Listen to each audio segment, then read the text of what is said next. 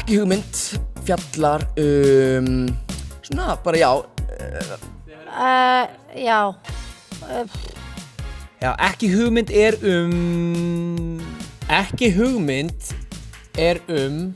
Hún alls konar, hún 90 ára kærustur. Hvað eru stýrivextir? Hverju eru þeir að stýra? Hvað maður sefur ógeðslega vel þegar maður á unga barn. rísandi einstaklingshyggju, efnishyggju, siðrofið, fall Rómaveldis, fall Vesturlanda og svo eru lög. Sketsasýning, nei. Grínsýning, nei. Ekki hugmynd fjallar þennan 20 og eitthvað aldur og alla þessu óvissu í kringum háskólanám, fasteignamarkaðinn, barneignir kannski. Þetta tímabil, þar sem maður svolítið að verða það sem maður mun verða, eða allavega það sem maður heldur. Síðan verður maður alltaf eitthvað annað, kannski. Þannig ég myndi segja að sýningin væri fyrir alla sem eru á þessum aldri og alla sem hafa nokkuð tíma verið á þessum aldri. Og fyrir þá sem að komast á þennan aldur, þá þetta góður svona inngöngupakki.